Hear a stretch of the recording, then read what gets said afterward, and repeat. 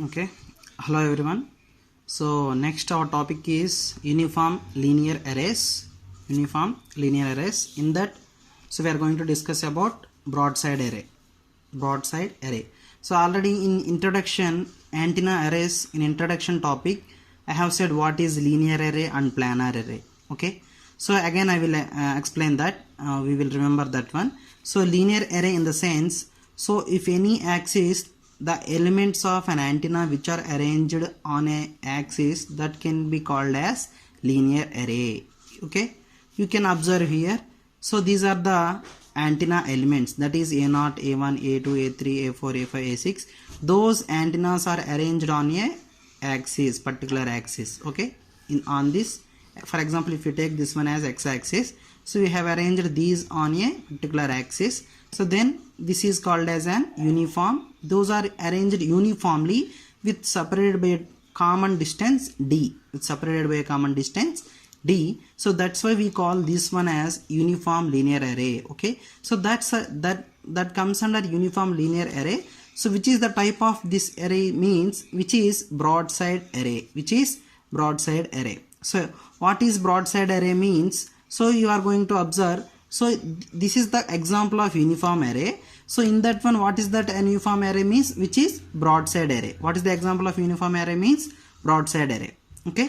So first of all, this is an linear array. Okay. So what is that example means? Broadside array. I think you understood. So what is called an broadside array means? Okay. Here you can write. So antennas are arranged parallel with equal spaced. These antennas are arranged with equal spaced. The radiation is perpendicular to the axis of antenna array. So whatever the radiation is there, so which is perpendicular to the axis of antenna array. So this is the axis. So this is the axis of antenna array, because we have arranged on this axis. That's why we call this one as axis of antenna array. So how would be the radiation means? So the radiation is perpendicular to this axis. Perpendicular to this axis. Perpendicular to this axis means in this way. Maximum direction either in this way or in this way, you will got the maximum direction. So this is broadside array. So any array which is giving the radiation perpendicular to the axis of antenna, so then we call that one as broadside array. Okay. So next we will see the what are the characteristics of this broadside array. So how we are going to get the total electric field. Let's see. So we have arranged on a particular axis these arrays A0, A1, A2, A3 and so on, An minus 1. So at a point P, at a distant point P, by the distance R0, R1, R2, R3 and so on, Rn minus 1. With by angle psi, which angle psi, I can take theta also, whatever it may be, by angle psi separated by a distance d, separated by a distance t. Okay, so you can, this is the distance psi for every axis, which we will have the difference of phase difference, that is d cos phi. For every electric field, for every antenna element, we will have the phase difference, that is initial phase difference, that is d cos phi. Initial phase difference, that is.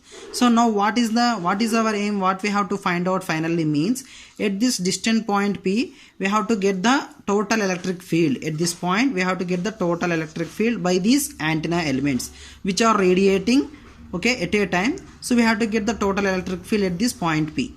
At this point P, we have to get the total electric field which is radiated by A0, A1, A2, A3 and so on, An minus 1.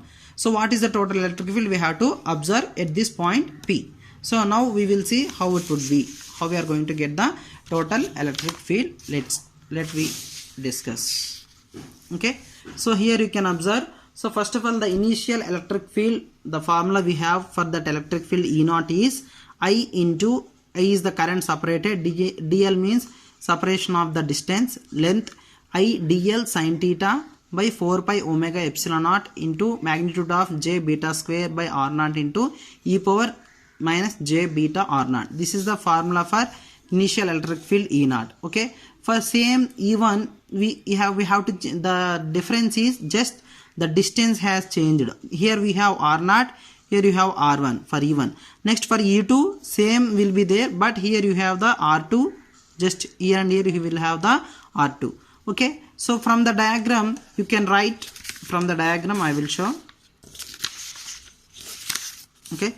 So from this diagram, okay, from this diagram we have R0 can be written as R naught can be written as R naught is equal to, this is the total length R1. You can remove this distance d cos phi. That's why here we have written R naught minus R1 is equal to R naught minus d cos phi. Then you will get the R naught. How?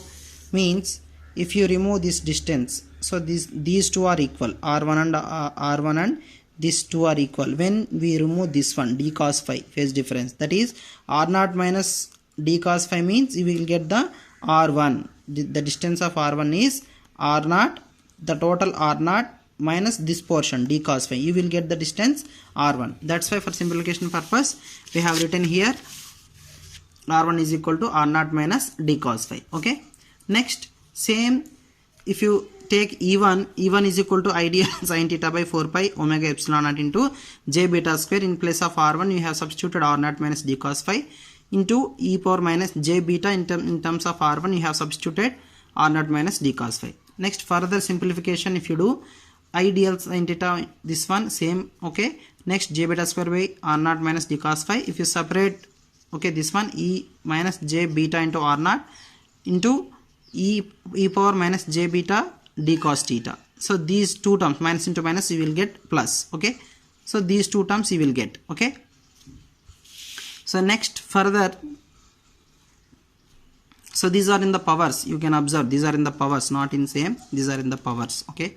So if you simplify this one, so you can write this total term as, if you take this term I dl sin theta by 4 pi omega epsilon into j beta square by r minus d cos phi into e power minus j beta r naught. This total term becomes, okay, so this e naught. Okay, you can get a dot here. We have r naught minus d cos phi, here you have r naught, but in case of magnitude separation, so the total electric field which will get at r naught, you can take that one as a e naught. As e naught you can take that one. For every electric for antenna element you will get like that only. Okay, so if you replace this term with e naught, we left this term only. Okay, this term is total becomes e naught. Okay, e naught into e power j beta d cos phi. Okay, that is E1. So E1 is equal to, here b theta cos phi means phase difference psi.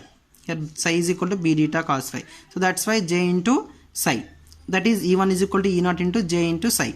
So like that, if you take E2, so for E1 E naught into e power j psi, for E2 E1 into same, this term we will get same for E2. Okay, so already we know the E1 means what is that, E naught into e power j psi. So just you substitute that one, E naught into j beta d cos phi into e power j beta d cos phi. So these two will be added, 2j beta d cos phi again. So beta d cos phi means psi, 2j psi. So E2 is equal to E naught into e power 2j psi, means it is extended. So if you get the total, if you want to get the total electric field ET, so that is E naught plus E1 plus, we have to combine all these electric fields to get the total electric field at that distant point. So then how can we write, E naught means E naught plus E1 means E naught into j psi, E2 means E naught into 2j psi, E3 means E naught into e power 3j psi, like that you will get. So and so on, E naught into e power n minus 1 into psi. From this example you can extend that one. Okay, so here I have common E naught, then you will get 1 plus e power j psi. So this is the simplification you got. So next, further simplification if you observe, okay, let s is equal to 1 plus r plus, I have taken one series here. Let s is equal to, I have multiplied with small r both the sides, s into r. If you multiply the r into 1 means r square, r cube. If you multiply that one, rn minus 1 into r means you will get the r power n. I have taken 1, this is equation 1 and this is equation 2. For simplification purpose, just subtract these from 1, subtract 2. You will get s into r, that is equal to, if you subtract this one you get only 1 minus into r power n. You will get this term if you subtract these two equations. Okay, so again if you common s is equal to 1 minus r power n by 1 minus r. Okay, so here let r is equal to what I have taken, e power j psi. R is equal to e power j psi if you take. So from this equation 1 plus r square plus, like that you will get. Okay,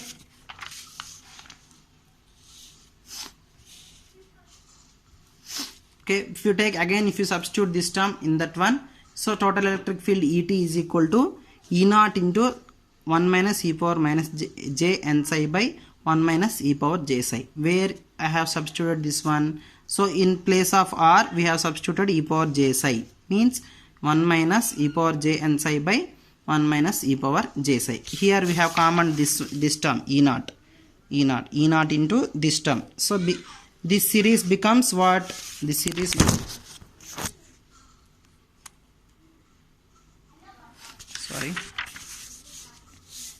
so this series becomes, where we have, okay,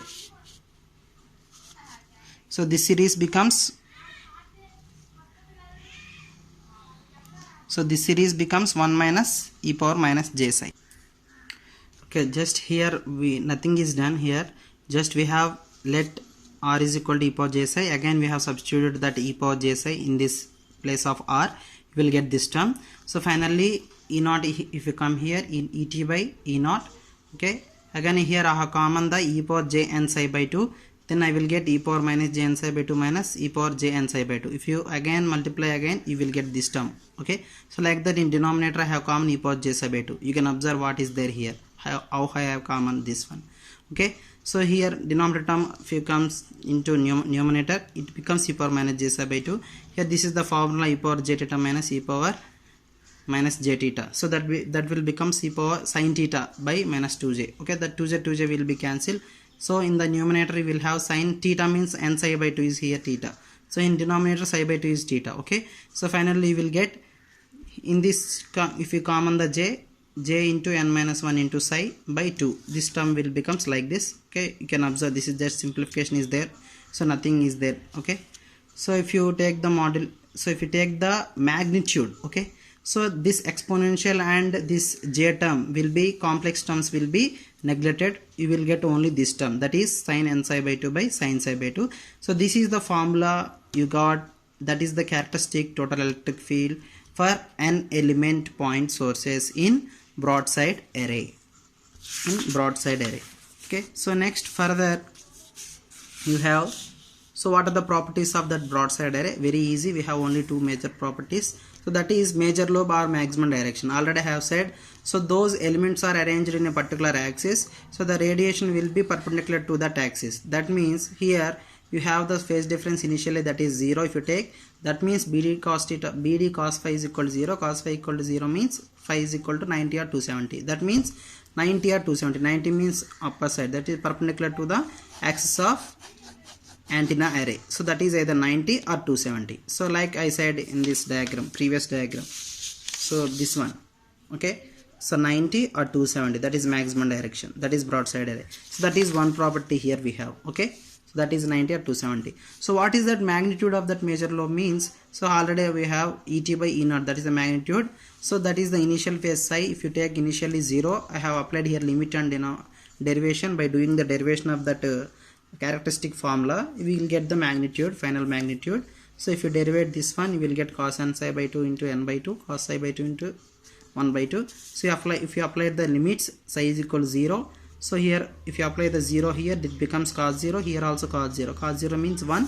Finally n by 2 by 1 by 2 means 2 cancel, you will get the n. So the totally electric field Et is equal to n into E naught. So that is the final magnitude of the broadside array. These are the major two properties.